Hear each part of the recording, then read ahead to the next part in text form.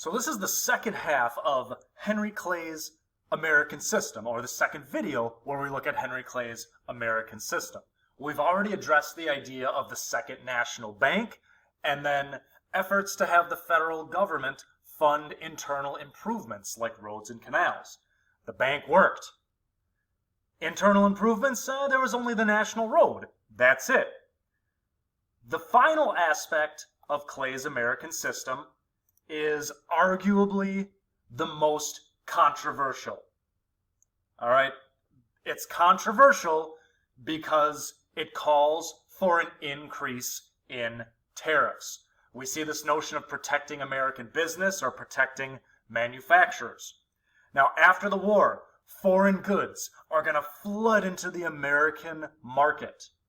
And where you have more choices, that's competition. There's increased competition in the marketplace. Now, as Henry Clay sees it, America needs to change with the times. If you think back to colonial America, the years just before the Revolution, America used to provide raw materials to overseas nations like Great Britain. And these nations would take the raw materials and turn them into finished goods. Then they would sell the finished goods back to us. Now, if you use cotton as an example, there was a glut of cotton that was going to England, and it was more than they actually needed, more than they used. And tobacco prices had also plummeted, and Clay blamed the reliance on England and other foreign countries. So this is the shifting order. America used to provide raw materials, but it's time to change. So that's why he believed a protective tariff would raise import taxes to the point where we could become self-sufficient. So instead of, we use cloth coming from cotton. If we use that as our example, instead of selling raw cotton to overseas markets, it would be better to sell it to American manufacturers for direct use in the country. So take the raw cotton, you sell it to an American business who turns it into cloth or a finished product, and just keep it all here. Plain and simple.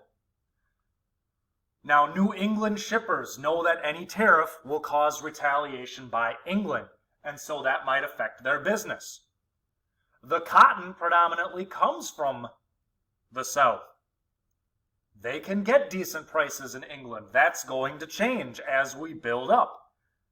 But Clay argues that this is what we need for self-sufficiency. It's really the original Buy American campaign. Now again, free trade. In New England, they want free trade, so they're against it.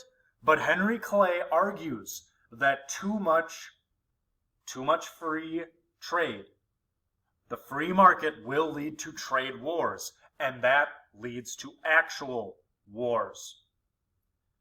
He uses the example of traveling through New England. Any vacant building with broken windows, which there were plenty, he claimed that they were always an abandoned factory that had shut down due to foreign competition. So if we are self-sufficient, if we have a stimulated economy, he thought we could use it to fund internal improvements. Didn't necessarily happen, but the tariff is definitely the most controversial of his 3 steps of the American system. And it's the tariff that really starts to fracture the Republican Party. Now, although it's not part of the American system, it's worth noting that slavery continues to be an issue. It's always there. It won't go away. It's present at almost every national policy decision until it's going to be abolished in 1865. And since the issue of slavery in the Louisiana Territory comes to a head in 1820, we address it as part of this era of good feelings. Now, the question of whether or not to allow or forbid slavery in the former Louisiana Territory It was raised from the beginning. You had Federalists in New England saying, hang on, will these be free states or slave states? Slavery was forbidden in the former Northwest Territory.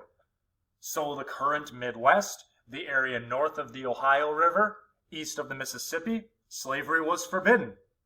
And it had gone unchallenged in terms of adding new free states like Ohio, like Indiana. Now, Louisiana was the only state admitted from the former Louisiana Purchase that had become a slave state, and nobody questioned it. Nobody questioned Louisiana becoming a slave state because it was in the Deep South and there were still a lot of slaves left over from French and Spanish colonization. Now here's the issue. And here's where Henry Clay is going to take center stage yet again. Missouri wanted to become a state, and Missouri is completely within the Louisiana Territory. Each section, free and slave, considered it theirs. It's right across the river from the free state of Illinois because, hey, it should be free. However, it was allowed. Slavery was allowed in Missouri, and it was at the same latitude as Virginia, so it was kind of level ground with them. The issue dominated Congress in early 1820. But luckily, a solution presented itself. We can see here, Missouri, right across the river from Illinois. There's the Mississippi, but it allowed slavery, and it was the same latitude as Virginia, and even Maryland and Delaware did allow slavery. Maine had been part of Massachusetts and had wanted to break away and form its own state, so this is going to provide the opportunity for compromise. Now, even with the additional representation from the 3/5 compromise, Southerners had lost their majority in the House. The North is growing at a faster rate, so the South lost its majority.